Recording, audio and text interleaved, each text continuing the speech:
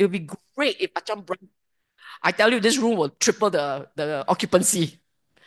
Yeah. So we will have another one in future. It will be on the last Sunday of the year. Okay. And it will be on the afternoon. So no excuse. Okay. Shall we do our puja first? We want to do the whole works. We have the puja, then we have a meditation, we have a Dhamma talk, and then we share. Okay? Shall we? Let's begin. In Anjali, let us do the salutation to the Triple Gem. Arahang Samma Sambuddho Bhagava Buddhang Bhagavantang Abhivademi Swakato Bhagavata Dhammo Dhammang Namasami Supatipano Bhagavato Sawaka Sangho Sanghang Namami.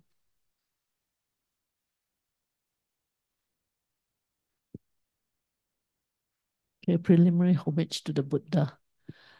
Namo tassa bhagavato arahato samma sambuddhassa.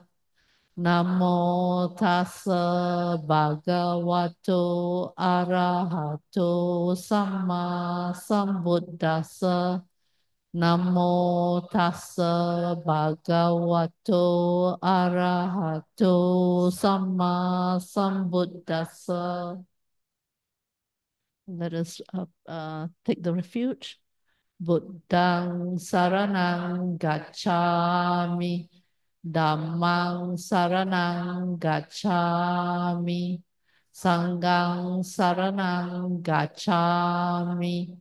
Dutiyampi Buddhang saranang gacchami.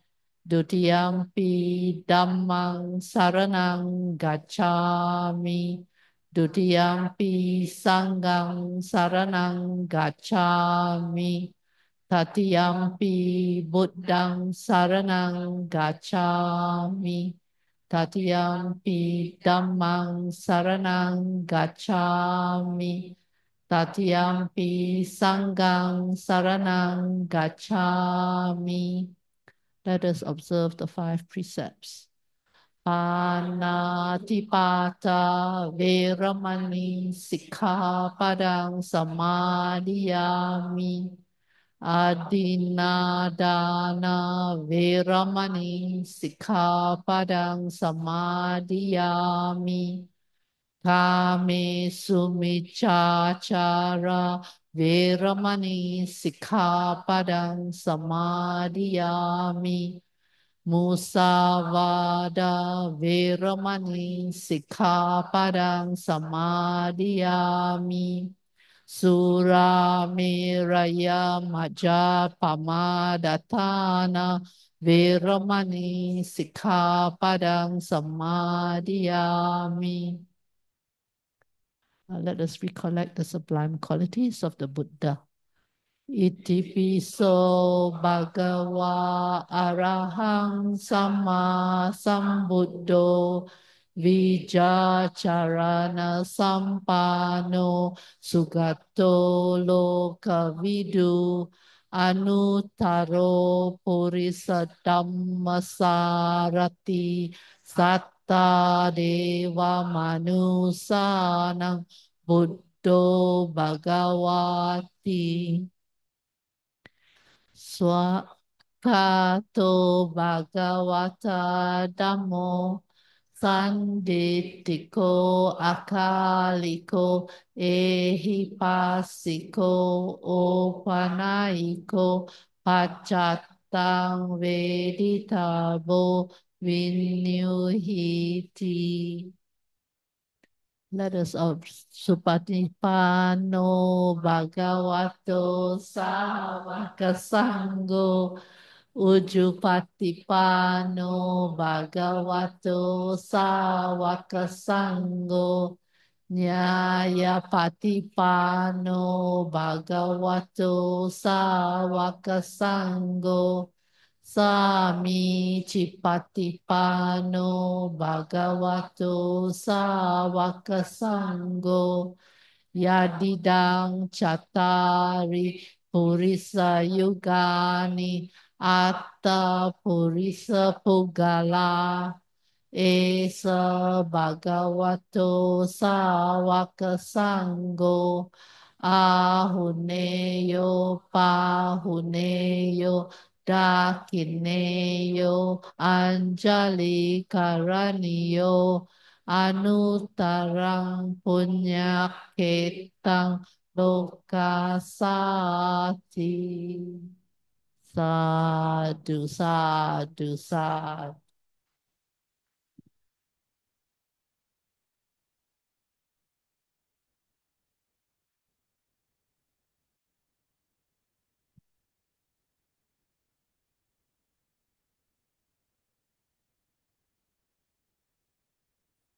Okay,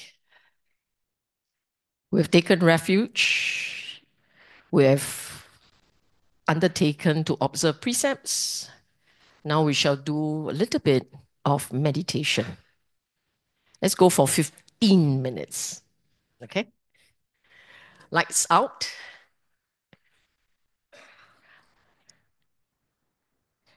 Let's relax first. I will not just guide meditation, I'll explain what we are doing. So you can do it on your own at home. When you sit, you must first relax the body. When the body feels good, the mind will follow the body and begin to feel good. So you must relax the body. Sit upright so that you don't fall asleep. Sit upright, but relax. Feel your body relaxing.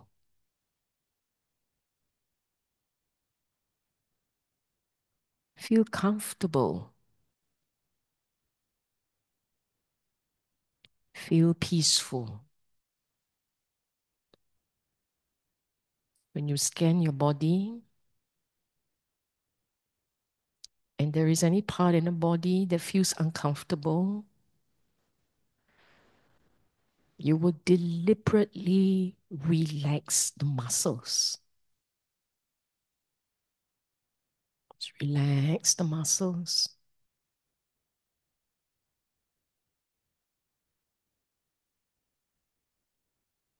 You feel the contact point.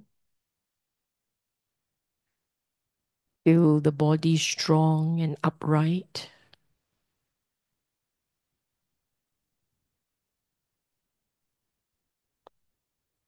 Feel the body steady.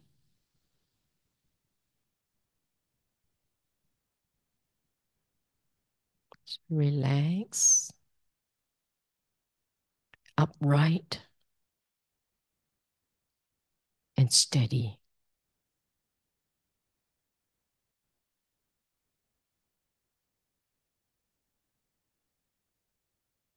You scan your body. You scan the body for any stiffness. And you just relax the body. Now I want you to just deepen the breathing slightly. Just deepen it slightly.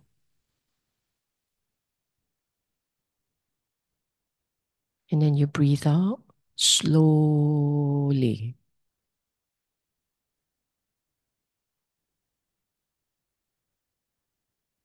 Deepen it again slightly.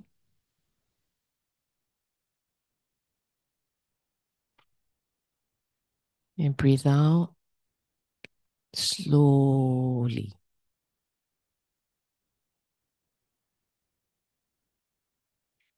One more time. Breathe in. Now you relax.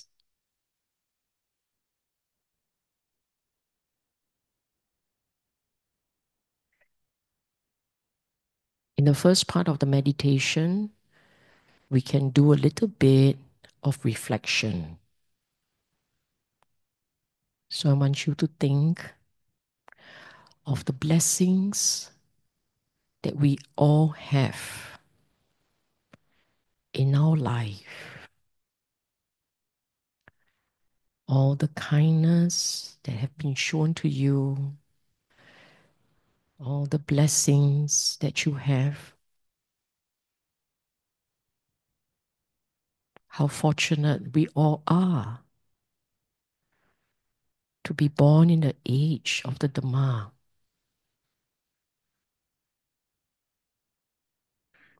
to have access to Dhamma, to be with monks and nuns, some of the best practitioners. We all have this great fortune to meet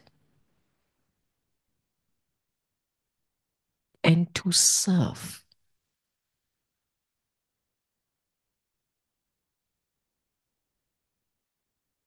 Rejoice.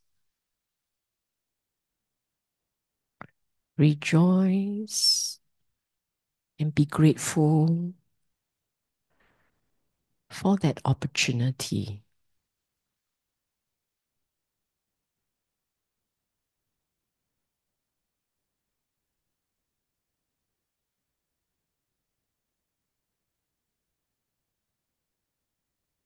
If you have sat through these talks, learn a bit, laugh with the Sangha, rejoice in the Dhamma, all these are blessings.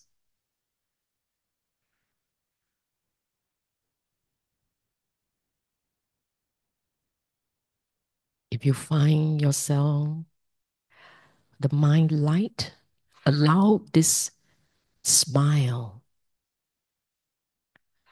to fill your body. A smile to fill your body, to fill your mind.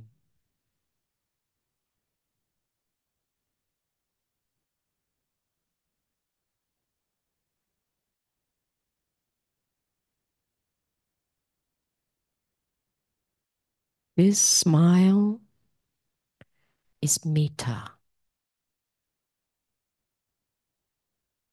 So just as you have enjoyed all these blessings, now wish your family and friends well.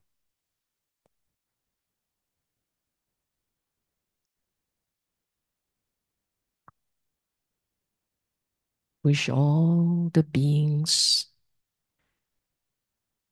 the big and small, young and old, middle age, regardless of sizes, may they all be well and happy.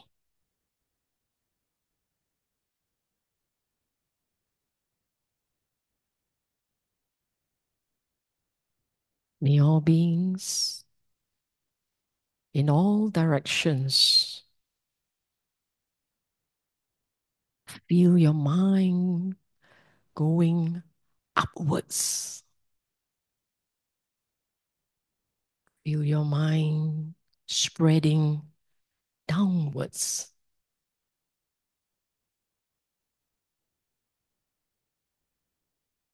Feel your mind spreading in all directions. May all beings everywhere be well and happy.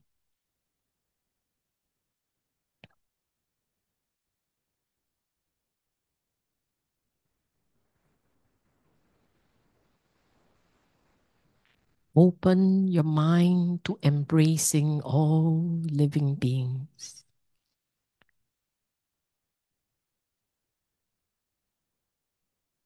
If you feel lightness and you feel joy, It means your mind is embracing all beings.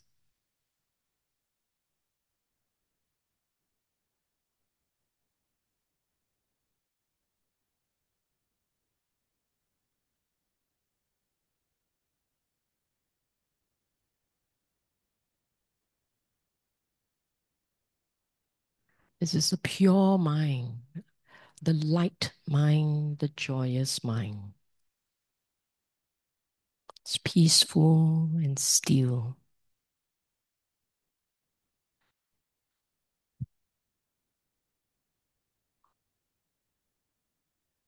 Right now, if you go back to your breathing, you will notice the steady rhythm. It's a rhythm of life. It's a rhythm of breathing.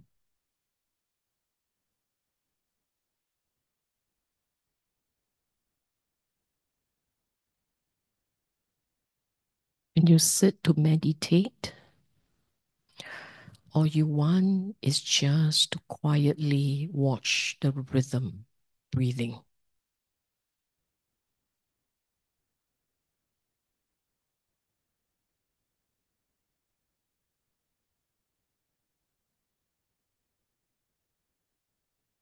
Content, peaceful, calm. In this moment, your mind is powerful.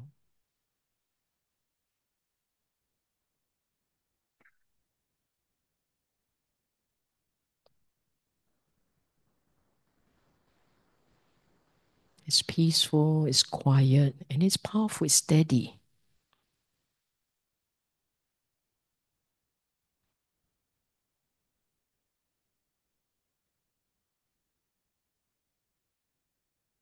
This is meditation. Sitting quietly, watching the rhythm of the breathing, accepting, content, peaceful.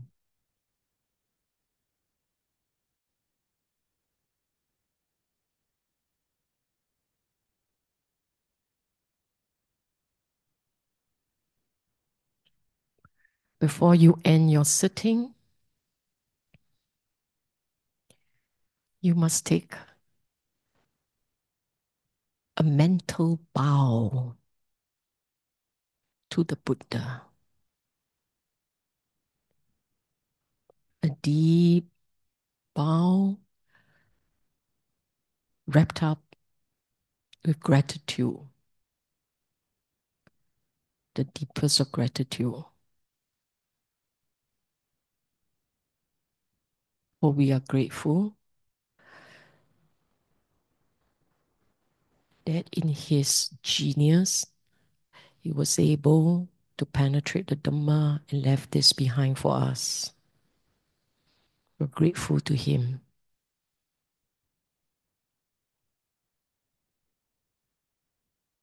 Bow slowly, deepest of gratitude.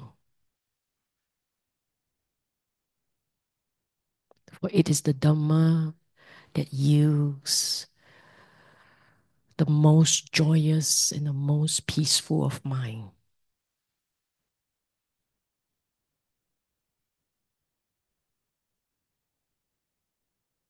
And you can make your aspiration now your aspiration.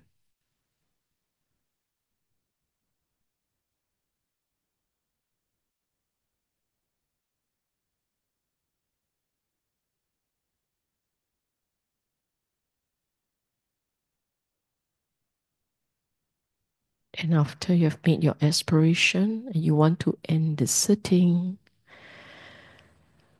you will deepen the breathing a little.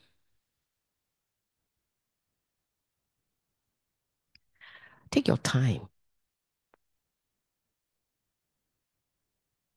You deepen your breathing. You're rousing the body. got to do this slowly because your mind has lifted to a different plane. It must come down to earth.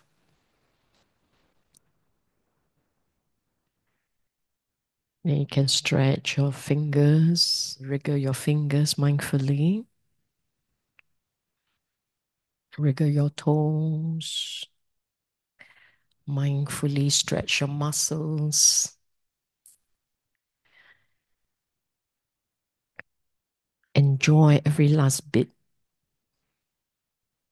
of the peaceful mind.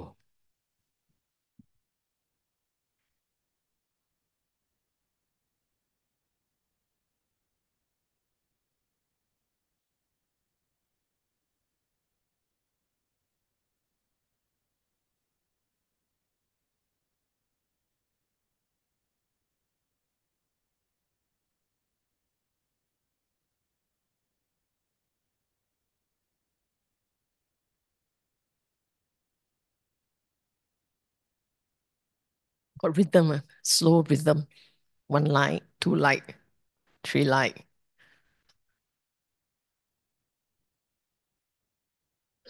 It's a very gentle alarm clock. Sorry to keep you guys all waiting out there. Come, come, come, come, come. Come enjoy. Come, come, come.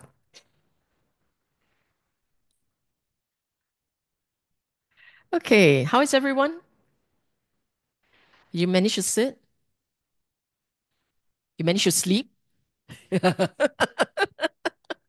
不要 sleep lah. I was trying to hold you awake more than 20 minutes, more than 15 minutes, almost 20 minutes of a sitting. Actually, you say, how come your meditation so noisy? You got talk, talk, talk, talk, talk. First jhana got talking one. Oh. It's called Vitakka Vichara. There is some degree of talking, okay? I know what I'm doing. After all, you feel very good, right? So it works. You can do that for yourself also, okay? I just give you a little bit of a tip on meditation. You can do it for yourself. You start off, just remember the step. Sit comfortably, first step. Must I sit on the floor? No need. Can I lie on the bed? Better not. You fall asleep because the journey to mindfulness and sleeping is actually the same route. Better to sit on, you want to sit on the chair, sit on a chair, be comfortable. You don't mind me take 5 minutes to talk about this. Sit on a chair, be comfortable. The first rule is be comfortable. Hold the body up. If you slouch it, the mind says, oh, you want me to sleep? I can do that. So if you don't want to sleep, you will sit a bit more upright, but comfortable. Then you will make sure that your muscles are all relaxed and all. And then you talk to yourself. I kid you not. You will say, watch this breathing. If you want to do breathing, watch this breathing, hold this breathing, be with the body. Why do you use the body? Because the body is gross. It will hold your mind. It will hold your attention. Be with the body, relax, relax. So you can talk. But don't spend all the time talking. At some point, you should stop. Okay? You talk for a while. How long? A few minutes to settle the mind, keep it calm, keep it relaxed, keep it happy. And then we are good to go. I thought like it's very easy. It is very easy. It's not magic. It is condition. Set the right condition, your sitting will be okay. Setting the right condition doesn't mean it has to be full lotus on the hard floor and then hold the mind and lock it on the breathing. It doesn't work like that. Okay. We will have other classes. Today we'll focus on In Memoriam. Okay, now I usually give a short talk before we start the service. And the talk will start off as a reminder why we are here today. For those of you who have attended previous occasions, you'll find some of the slides familiar. After all, you don't waste a good slide, right? But there are new ones. New ones, okay? Now, why are we here? One, out of gratitude. Gratitude is an extremely powerful teaching by the Buddha. You may not be that familiar. If you recall, after his enlightenment, he actually asked himself, I've done what needs to be done. I'm enlightened. So what do I do next? He actually had this internal conversation. What do I do next? And for the people of his time, and to some extent it's ours also, we like to serve. Okay? Service, doing service gives us some sense of fulfillment. So he did think of that. He says, who should I serve? And then he went, cannot enlighten the Buddha. Who does the Buddha serve? Teachers? No, no. He's his own teacher. No. And then he said, serve the Dhamma. So he was also grateful.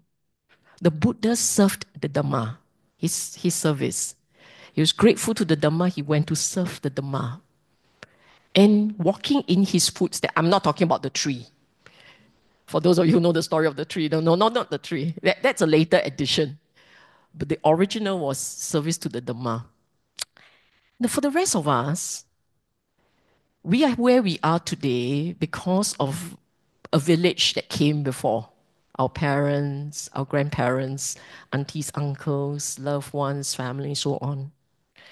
So here tonight, the last day of the year, we want to remember them and we want to honor them. Remember them in gratitude, with compassion, because we don't know where they are, but in some places they will need our help. So we want to do that for them, okay? For the deceased, but for ourselves, we also want to experience mudita. Rejoicing in each other's giving actually is mudita. To have this moment, every time you see someone recalling, doing something wholesome, we want to say sadhu. And when we say sadhu, we also get a piece of the joy. It's a compounded joy. Singaporeans like this. All this compounding business we like. Even when it comes to dana and merits, we also like. Okay? Okay, compounding. Many of us, when we came in, we saw each other, we went, long time no see, yeah, right? That's what we are also doing. We are enjoying each other's company and enjoying the friendship we have here, the fellowship. And to me, above all, look, you go out and eat dinner, it's just another dinner. But we end this year on a high spiritual note. It's like the whole year of practice coming together. So for all of you who have done service, who had given, who had practiced, who had gone to Jana Grove, who had done all kinds of work, this is the moment you say it will culminate into this merit sharing event. Okay? Ailing, lead the way. Okay? Sadhu to Ailing, lead the way. And all those fellows who are wearing yellow, they have been serving BF. Every week after week, they are serving BF. So here we are also saying sadhu to you. Well done. Okay. Okay. Now, what's our belief?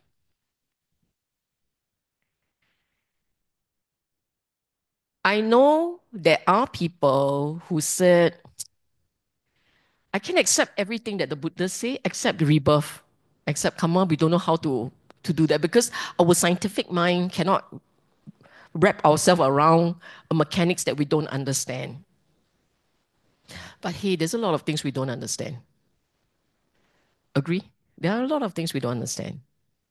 But if there is a great teacher, a teacher we trust, I will take, I don't know about you, I will take what he has said at face value. And he had said, the problem is death is not the end. The problem is rebirth, and therefore re-death, re-dying, re-sickness, re-old age. And I remember all my sequence are off already. Rebirth, re-old age, re-sickness, re-death. That's the problem.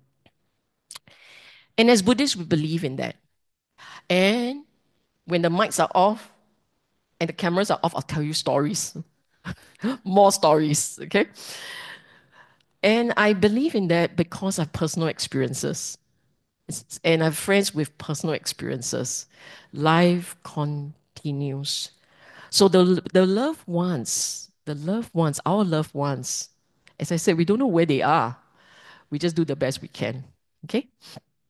I want to share with you what the Buddha taught about rebirth destinations. I know there's this idea about the 31 planes of existence, right? Okay, they are not 31. The exact number, they are not 31. I've gone through enough suttas to tell you it's not so straightforward. Because depending on which sutta you use, the numbers change. And I suspect even the numbers that the Buddha had given, that number is not fixed. Then you say, why are that? Depending, you also, when you tell stories, sometimes like this, sometimes like that, things can be quite complex. We like clarity. We like 31, clarity. But the dimensions are not so clear. However, having said that, there are some consistency. And here I'm going to introduce the consistency. Your departed loved ones has to be in one of those. And these are the main categories, okay? Hell, Niraya, he has a name for it. So that's real. Animal, we see them. Beta, human, and the gods. For the gods realm, you know which one has the most? The gods realm. The gods realms actually has the most number of dimensions. The most. There's only one hell. Notwithstanding what Papa Villa says. It's only one hell, okay? We know there are many animals, usually differentiated by the number of legs or by the nature, the way they are born. I rank them like this based on the Buddha's own guidance. He actually says what is below human is Peta. Lower than Peta are the animals, and lower than the animals are hell realm. Then you say, how come? How come Peta higher than animal? I mean, they're both bad, not a good realm. But the reason is because in the Peta realm, they can still learn. They can still come for Dhamma talk. Your dog cannot understand Dhamma. I mean, the parrot can imitate you, but he cannot understand the Dhamma. So when you don't understand the Dhamma, the way out is closed. It's too limited, too difficult. In order for the mind to get out of a realm, it has to lift. It has to lift. You understand? For the mind to get out of a realm, it has to lift. To be light, joyous. So the Dhamma brings that joy so they can lift. The Peta can sit and listen to you if they want to. If they want to, they can hear. So they have a chance. Okay. These are the rebirth destinations. Gods, we don't have to talk a lot about that. Now, what is the guidance from the Buddha is that do not see these realms as it's confirmed, there's nothing you can do, you are stuck. We're not to adopt that view. Our view should be, so what can we do? How can we help? What are some of the things that the Buddha taught that we can do to help? Okay? And that brings me to the Bimbisara story. There are 2 points here, the Bimbisara stories. How many of you are familiar? For those of you who came last year, do you remember the story I told last year? It sounds like I'm not talking to people. Were you all here last year? Do you all remember the Bimbisara story? Vaguely, vaguely. Okay. Thank you very much. I'm very happy with some enthusiastic nodding. King Bimbisara, he was the first person to offer the Buddha a space for the Sangha to practice. Okay? Not Jetavana. The very first Buddhist monastic HQ, the first monastic HQ is not Jana Grove, is Weluwana. It was offered by Bimbisara. Okay? And at that time, it was just a garden, a park. And he thought about which park to offer. He said, one that's not too far from residences. Why? Because Sangha needs to eat, right? You don't want to make them walk 3 miles to get food. So it must be within walking distance of food, but at the same time, not so convenient like your 7-Eleven store every day you can go and knock on the door. Don't want it too close, but neither is it too far. So Weluwana was a beautiful park, and we saw that recently. Now it's really a park, rather unfortunately, but whatever it is. So he offered that, and then that's it. You know, like to the Buddha, I'm going to offer this park. Buddha said, okay, and then that's it. That's it. Oh, bye-bye. Then he went off.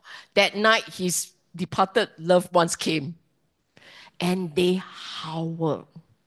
They wailed, they cried, they moaned, they made so much noise he couldn't sleep. For the first time in his life, he heard the cries and the wailings of the Peta. For the first time, and he was terrified. It's like, what? What is that? Did I do something wrong? Next morning, first thing, chop chop, 5 o'clock, ran to the Buddha. He went so fast and he told the Buddha what happened. And the Buddha said, I know. Because your departed loved ones were waiting for marriage and you didn't share. It's like, why you didn't tell me? Okay, he didn't say that. He was too polite. What can I do to remedy? The Buddha said we can share merits and offer to them, invite them to come. There's a backstory to that, but it's in the commentary, so I don't want to go into the backstory. So anyhow, so Bimbisara then invited the monks and the Buddha, offered lunch, and then came sharing of merits. So the water ceremony, right? The pouring of water to overflow into the bowl, that came from this event. Okay? And he said, okay, remedy, offered lunch, and then do the sharing of merits, and all was well, except that this time round, they came again that night. This time round, they were not crying, but they were naked. Then why are they naked? Depending on what story you read. So one version is they all came round 2 naked. They went back to the Buddha, and the Buddha said, oh, because they didn't offer robes. So round 2 offered robes, and then they were good to go. All changed pattern, all bright and shiny, and they went off. And they thanked him before they left. So that was very nice. It was a nice little story. Is that true? It's a nice story. It's a nice story. And now this is a story. Is it true or not? I don't know, but I think it's a very nice story. Okay? But the next few are real. This one, Kudakapata, without the wall, it's not don't have wall, it's outside the wall. Very old English. Okay? Outside the wall. Tirokutta. And this, we will go into it in detail. And in this sutta, the Buddha actually say you should. You should share merits with the departed ones. You should feed them, especially if they were reborn as Peta. And we will go into the sutta in detail. So in this sutta, he actually says we should do it. Okay? Now, some of you may ask this question. Does our gift really help them? Does it really help? And from another sutta, Jano Suni Sutta, actually the Buddha had a reply. And his reply is, if they were reborn in the Peta realm, remember 1, 2, 3, 4, 5? In the Peta realm, it will be immediately helpful. And this is what the Buddhists say. There they survive feeding on the food of the beings in the ghost realm, or else they survive feeding on what friends and colleagues, relatives and kin provide them with from here. The conditions in the Pitta realm there are right. So the gift will help one who lives there. What's the next logical question? Hello? In case you're wondering, Janusoni was a Brahmin. Janusoni was actually a man. He was a Brahmin. And he was one of those skeptic, the skeptic who asked the Buddha, hey, can I help or not? Really, I can help or not? So the Buddha said, yes, if they are born in the specific realm. So what's the next logical question? Hello, it can be worse than Janusoni. How does it help? Oh, that's a good question. Janusoni's question was, what if I have no relatives there? It's logical, right? So I know I give all this dana, do all these marriages, I'm going to share with this. But what if I have no one born there? And the Buddha said,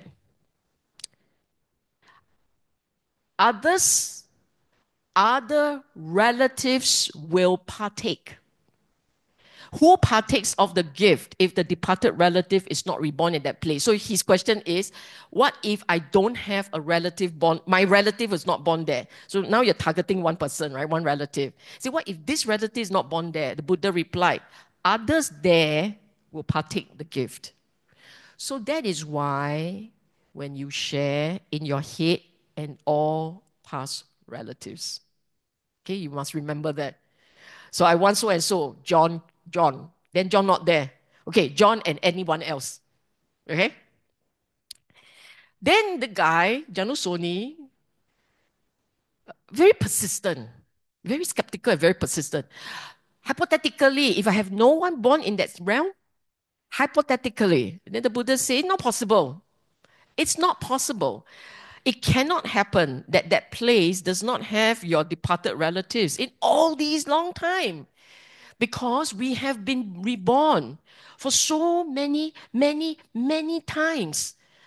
Hundreds, thousands, millions of life. You cannot tell when life first began for your pattern, your galaxy. Don't know when it started.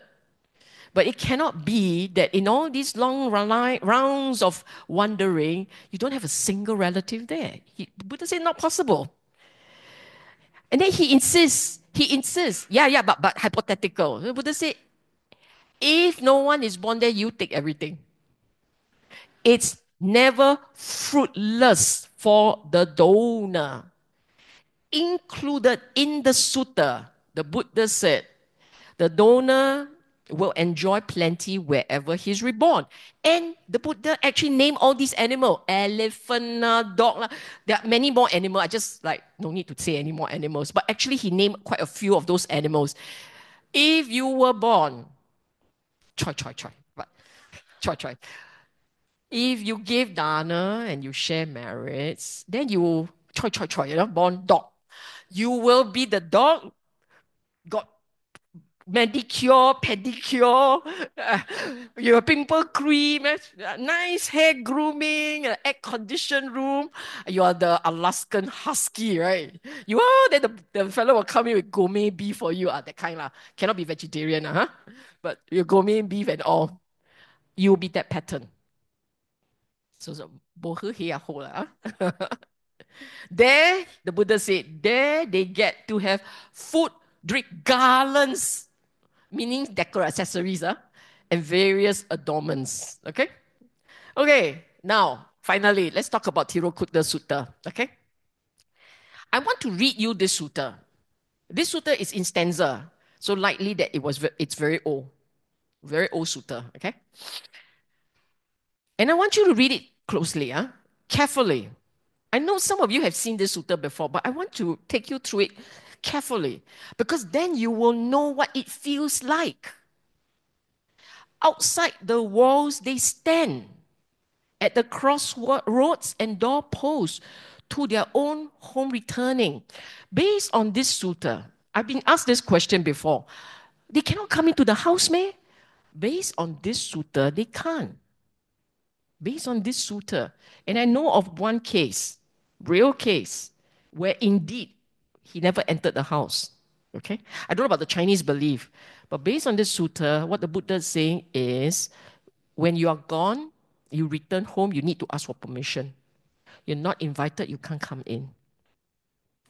When an ample meal of food and drink is spread, no one remembers them because of the being's karma. The parenthesis is added in. So perhaps this individual, he's a peta, so something went off and then now he's stuck.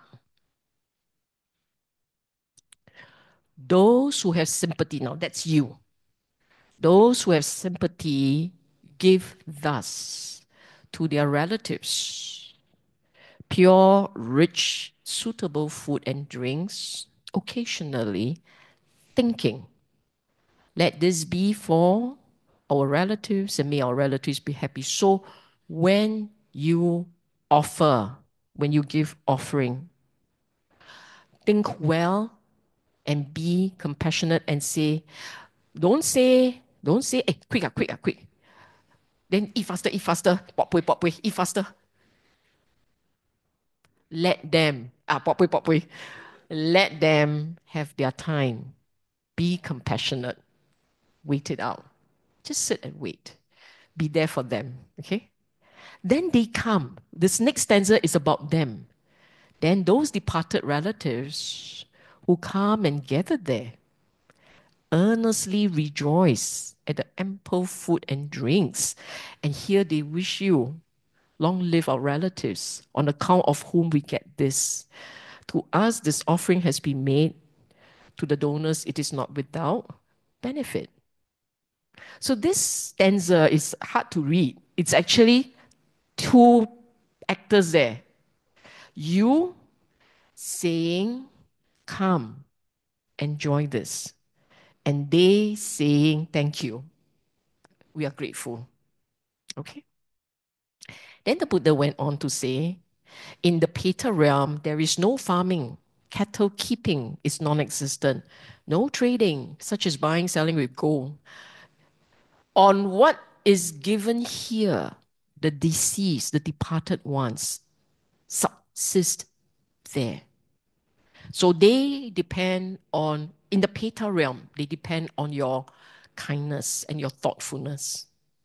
And the Buddha said, even as water rain on high ground flows to the lowland accordingly, so what is given here reaches the departed ones. Just as rivers that are full fill the sea, so what is given here reaches the departed ones. This was translated by Venerable Agachita. Okay? Then I switch. See, when I look at this sutta, I pick the one that's easiest to understand. His translation is very easy to understand. But then it gets a bit more complex. So I chose Ajahn Sucato's one. Thinking, he gave to me, he worked for me, he was my relative, my friend, my companion. So this is you. You are the one. You. You think. This guy was my relative, my friend, my companion. And you should give gifts remembering what they had done before. You understand? So you don't just give and put it there and then 收工 and then pop away, not like that. Do it like you are serving a loved ones.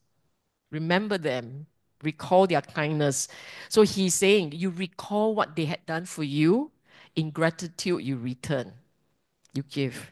And the Buddha was saying, tears and grief, lamentations, they are not useful for them. For no tears or grief or any other lamentations are of any use to the departed.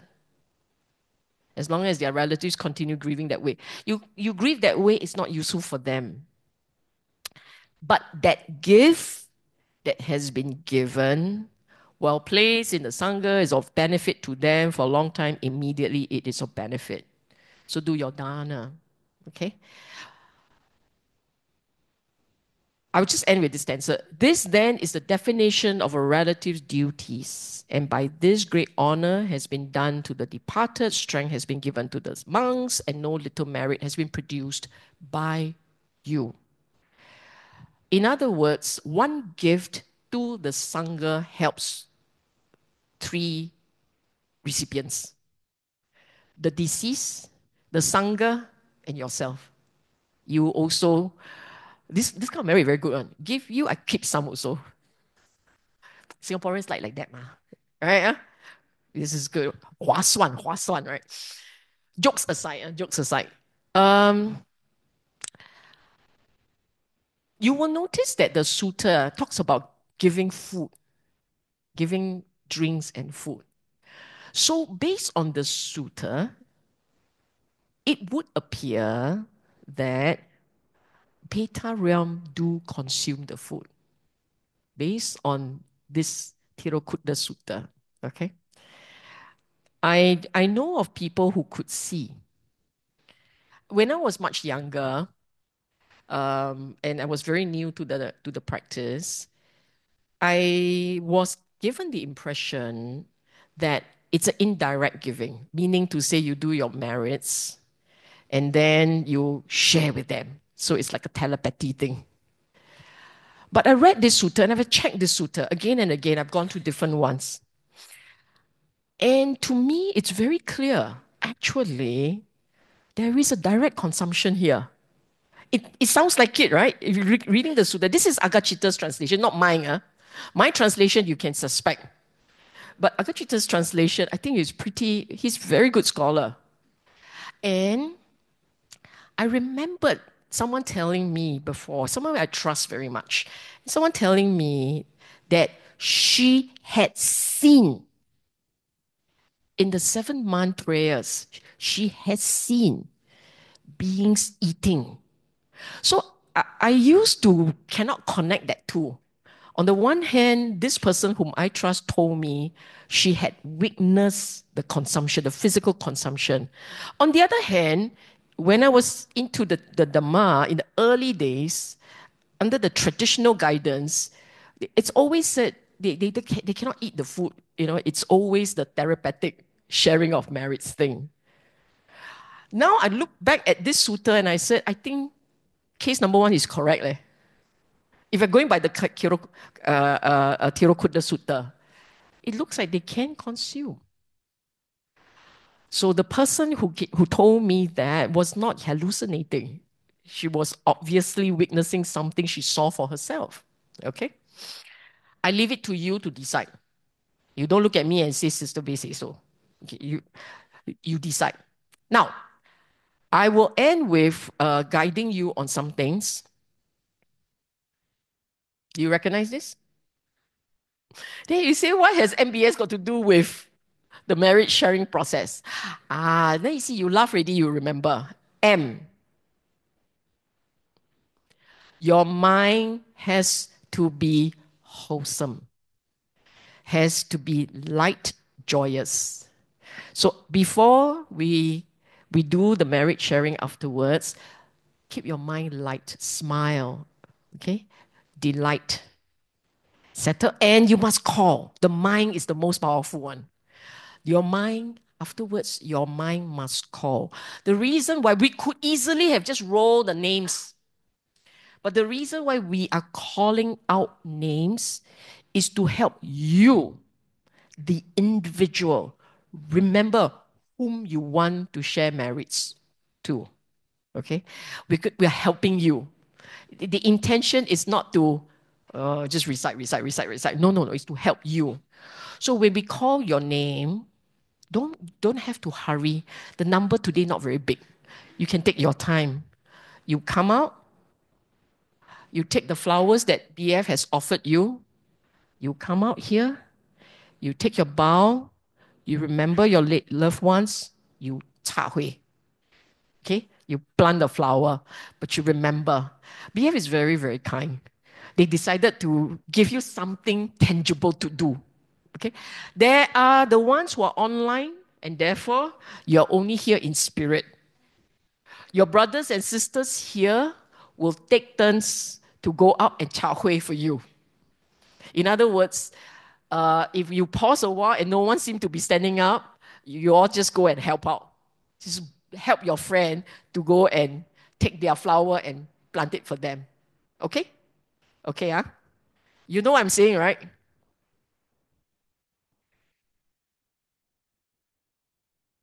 Mind. What do you think B stands for? Body. Well done. Perform meritorious deeds. So you have done it. You have done your dana, you've been generous, you've sila, you have meditated, you have gone for refuge, etc., etc. So you have done the action. They're meritorious, and not just today, the whole year, the whole year, all that you have done the whole year. Don't just so stingy share only today. Share your whole year. All those HCA ones, all those NKF ones, all those fellows who have gone for retreats here, there, everywhere. They are all merits. Okay? And finally, speech. Finally, speech. So hopefully, throughout the duration today, we try and keep it friendly, factual, wholesome, kind, healing, beneficial, etc. Okay? We do that, we are good to go. Okay. Can I just, we just explain to them. I will read the name. I will say so and so in memory of so and then I will start reading the name. I will do it slowly, so don't hurry me. So that for each and every one of you, you will have time. I will continue to read. You hear your name, you go take the flower, you come and help. Then cha hui. Okay? Now, wait. We got one more round. Now I want you all to work. Okay? Shall we begin?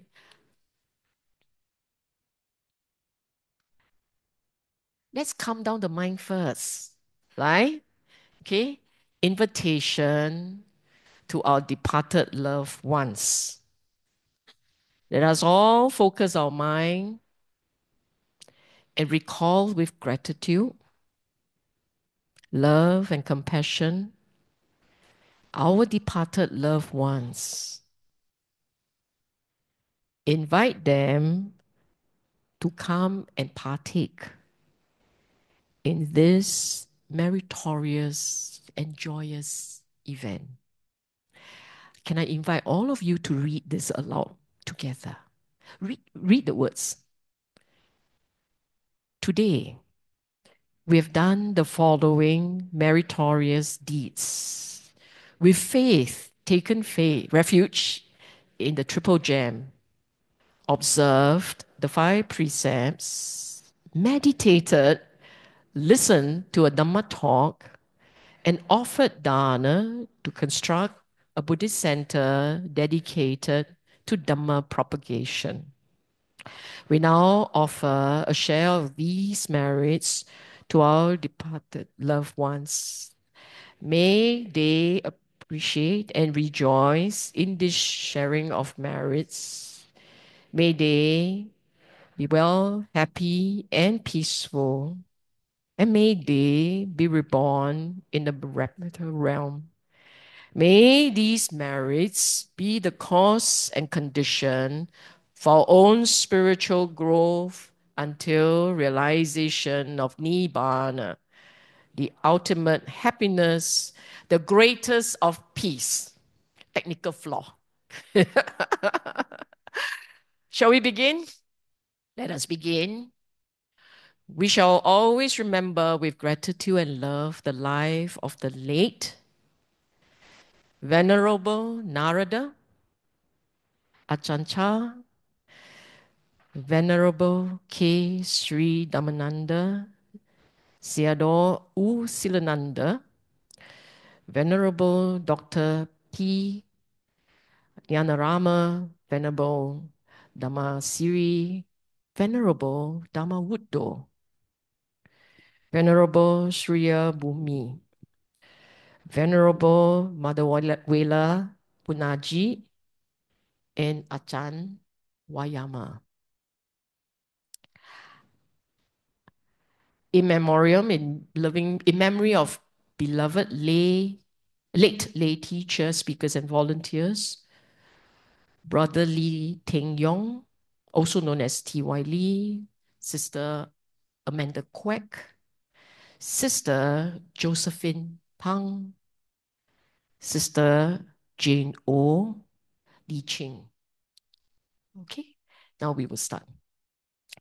I go first. No more.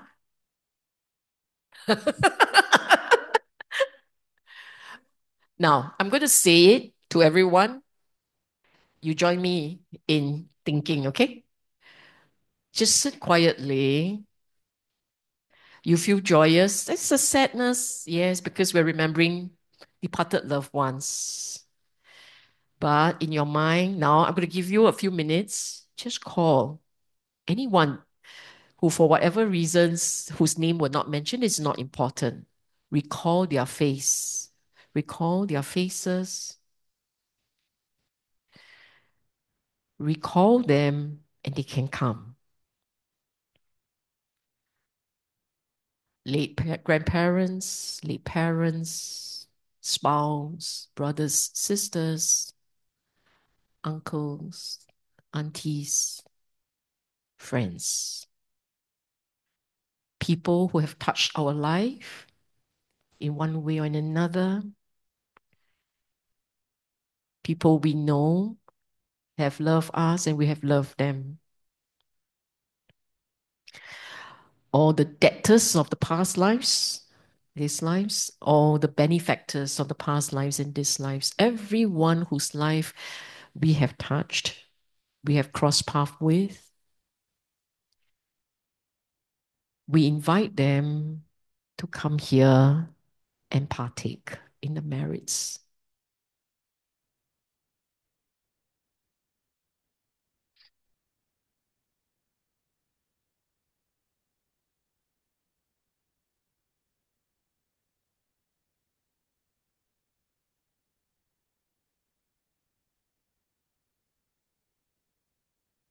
We wish you all a good rebirth.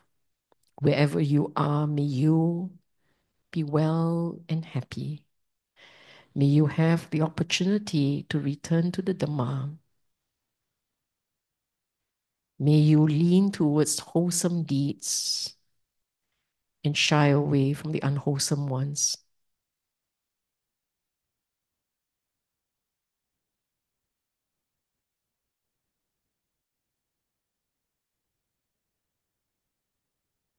May you all be joyous.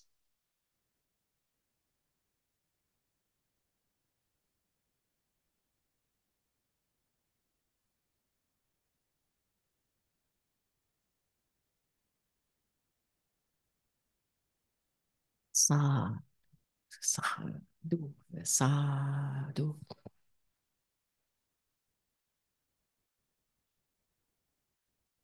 Okay, Aling, what Yes. next? Next, we supposed to share merits with all celestial beings Okay. and with all the chants. This is the best part. That's joyous. Joyous, joyous. Shall we? Yes. You all know the chant, huh?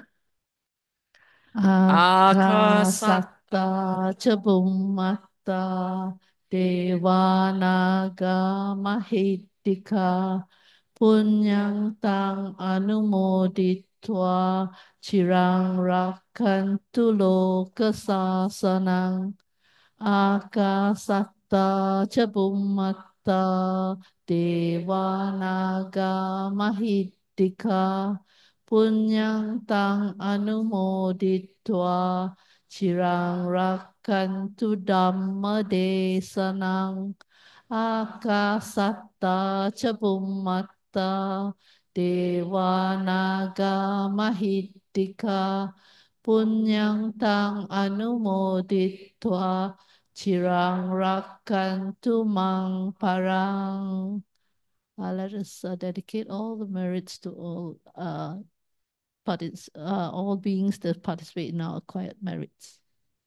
Ittavata cha amhehi sambatang punya sampadang Sabbe Deva Anumodantu Sabba Sampati Siddhya Ettavata Cha Amhehi Sambatang Punya Sampadang Sabbe Bhuta Anumodantu Sabba Sampati Siddhya Ettavata Cha Amhehi Sambatang Punya Sampadang Sabbe Satta Anumodantu Sabba Sampati Siddhya.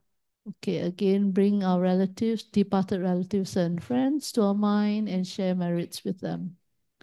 Idang me nyati nang hotu sukita hontu nyatayo. Idang me nyati nang hotu sukita hontu nyatayo. Idang me nyati nang hotu sukita hontu nyatayo. Okay, sadhu, sadhu, sadhu. This is the last part of our words of wisdom and some blessings from Ajahn Brahmali.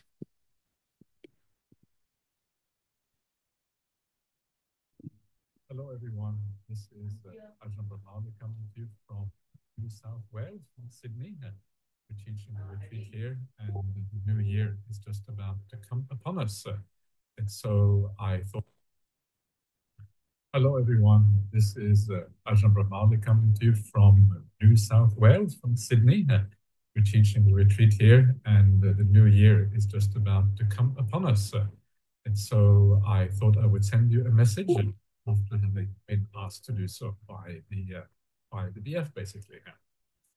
And so the new year is always an opportunity to review a little bit, to have a sense of maybe gratitude for the past, to think about the past in a good way, and to also look forward to the future and to see maybe how we can improve things a little bit and make things stronger again for the future. This is often what this is about. And so looking at the past, one of the most important things, of course, is to see the past in a good way. And thinking about the past in a negative way is always going to have such negative consequences for the mind. It's going to stop your meditation. It's going to make you feel miserable, all of these kind of things. So how can we think more beautifully and more beneficially about the past? And one of the answers to that question is to have a sense of gratitude, because gratitude turns the past into something beneficial and beautiful. And we think back and we feel a sense of uplift. And this helps our entire practice of the Eightfold Path. It helps the meditation, it helps everything. And of course, as Buddhists and as people who have good teachers, especially like the Buddha is, of course, always number one teacher. Number one, Kalyanamitta, and we want to have gratitude to those Kalyanamittas, then we have a lot to be grateful for. I always think that by some kind of accident in my own life, I happened upon the most important, the most interesting, the most profound, the most beneficial teaching that there is in the world. This is basically a teaching of the Buddha. It is such an extraordinary teaching in so many different ways. And when I think about it in the right way, I do have that gratitude towards the Buddha, that gratitude towards all my teachers, especially someone like Ajahn Brahm, of course. And I feel how fortunate I am to be able to have found this thing called the Dhamma, the original teaching of the Buddha. And so please, all of you see if you can feel in the same way that life without these teachings is often empty. It is without direction. It is without purpose. It's a kind of rambling around in samsara without any sense that you're actually going to go anywhere specific, just going around and around and around in a circle, not actually getting anywhere, sometimes even going downwards. So it is extraordinarily beneficial for our lives to be able to relate to the Buddha, relate to the Dhamma, and relate to these teachings in this way. So count your blessings, as they say, and understand how fortunate you are. And especially in times like these, when things are quite difficult in the world, it is very important to have something else to hold on to, somewhere you can actually have a sense of refuge, and that kind of allows you to feel peace and happiness, even if the world around seems to be difficult and falling apart a little bit. So this is about the 𝐾𝐤𝐬. Of course, gratitude goes beyond the 𝐾𝐤𝐬. Ideally, we should also have a sense of gratitude to our parents, see the goodness in our parents, in our family members. And if our parents have passed away, it is a great opportunity to share the merit with them. You can think of them as, being reborn somewhere. And sometimes they don't need that merit, but sometimes they do. And one of the most beautiful things that we do in the Buddhist tradition is precisely this idea of looking after people even after they have passed away. Yeah, it's kind of great. So mom and dad, wherever you are now, I really wish you well. I thank you for all the things that you have done. Our relationship was not perfect, but overall, it was actually very good. And thank you for looking after me, for bringing me up, and for doing all those things that parents do to their children. And then wish them well, by the power of this merit, by the power of the things that I have done in this life. May you be well and happy. In fact, let us share the merit properly while we are at this, because it's such a beautiful thing to do. So think of all your past relatives, in particular your parents and other close relatives you have, and then share the merit with all of them. So let's go. Edang men yati nang hotu Sukhita hontu nyatayo. Edang men yati nang hotu Sukhita hontu nyatayo. Edang men yati nang hotu Sukhita hontu nyatayo.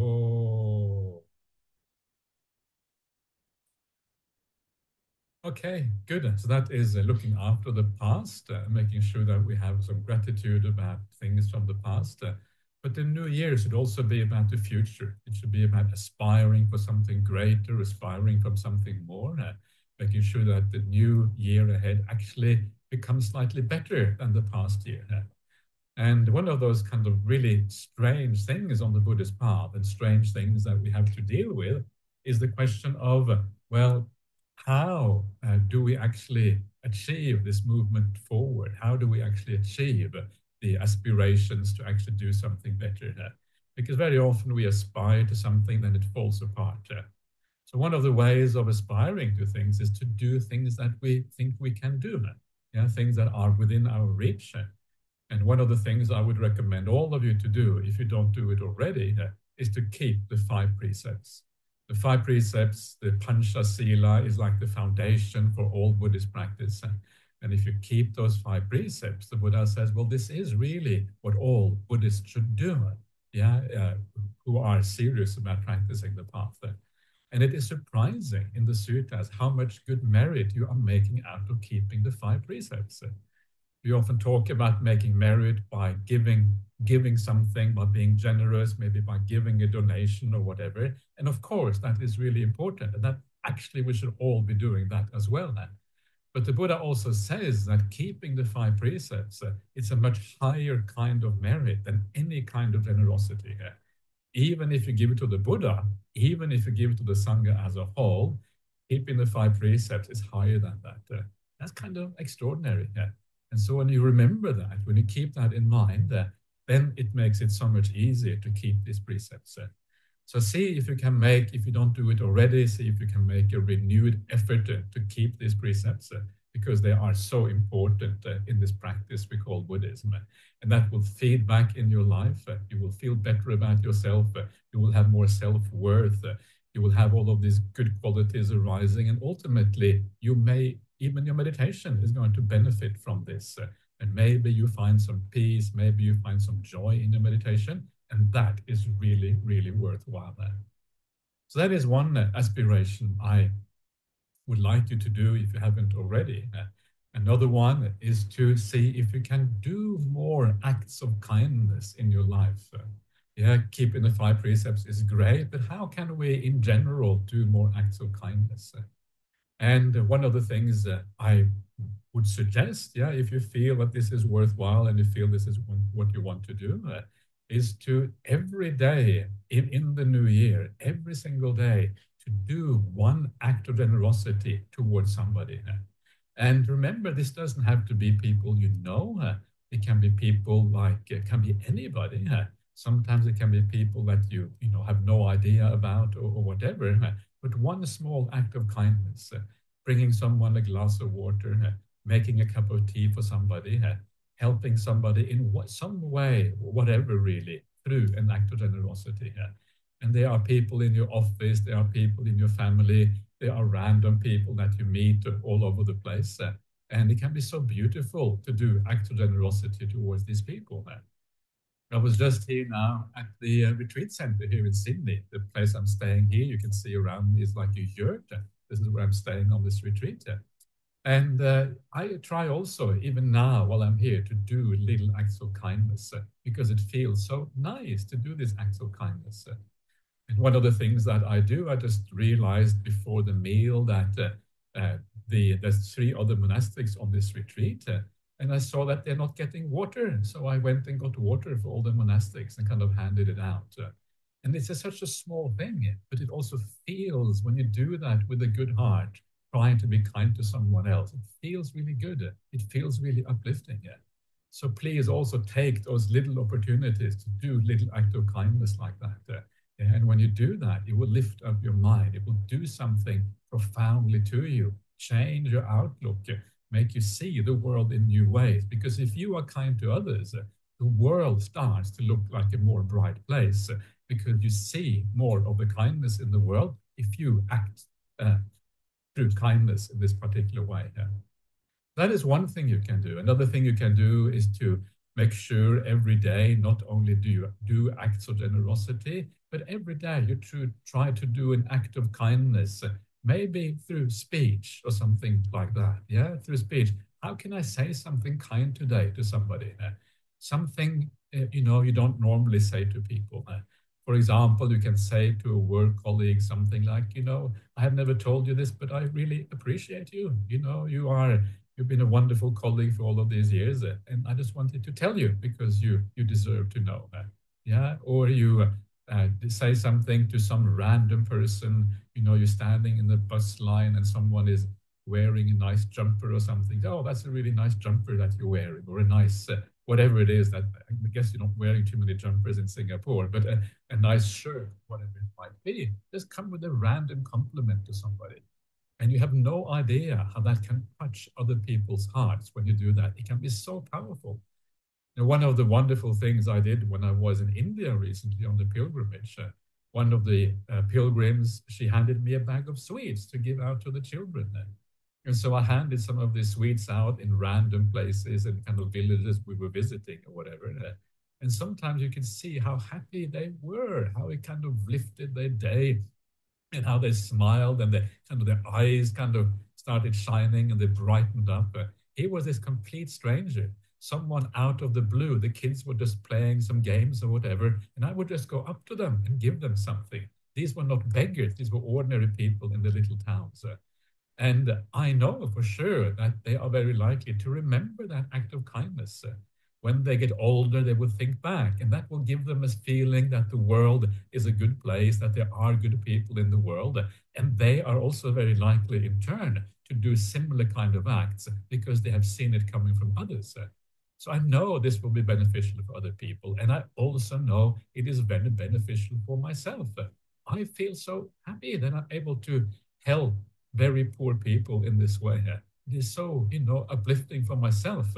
It comes back to my meditation practice. I reflect on these things, and it actually boosts everything that I do in my own life. And so very powerful. So do some of these things in your life. Say kind little words. Say how you appreciate people. Give them a nice compliment. Yeah.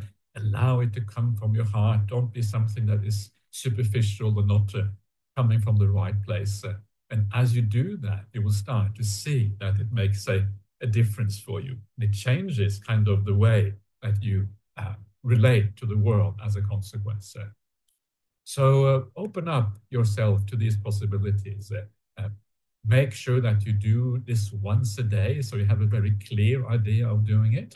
And then maybe after a year, maybe it becomes so much part of who you are as a person that you start doing it all the time. Not only do you do it once a day, but whenever the opportunity arises, you start to do this because you understand how it really helps you, how it changes your attitude to everything, and how your life improves as a consequence. Simple things. The Dhamma is so simple. These are easy things to do. The Dhamma is not really complicated. We should not make the Dhamma into an intellectual pursuit. We should make the Dhamma into the practical application of beautiful principles of living. That is what the Dhamma should be about. So please apply yourself in this way. It's good to understand the Dhamma, but it's more important to practice what it really is about. So I wish you all a wonderful new year, and I hope the Dhamma will be a blessing for you in the year to come. Please keep coming back to this Dhamma. Please keep on reminding yourself of what this Dhamma is about.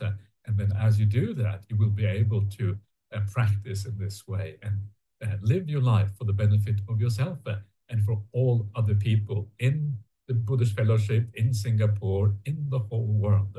And what a wonderful thing that is. So that is all I have for now. And I will just end up by giving you a blessing for the new year and wishing you all the very best. So here we go.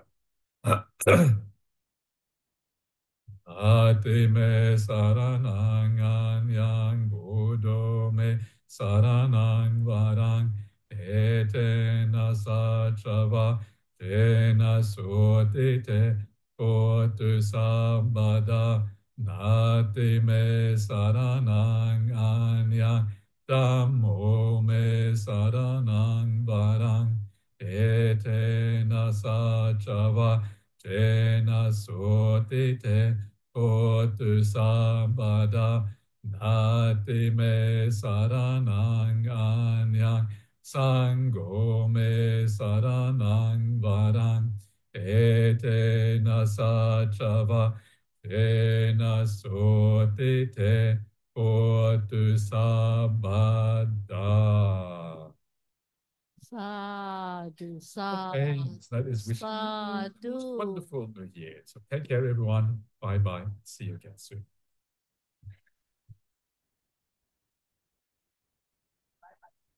Yes. So we shall just pay respects to the Triple Gem, I think, to end off our meaningful day spent here. Let us pay respects to the Triple Gem. Arahang Samma Sambuddho Bhagava Buddhang Bhagavantang Abhivademi Swakato Bhagavata Dhammo Dhammang Namasami Supatipano Bhagavato Sawaka Sangho Sanghang Namami Sadhu, sadhu, sadhu.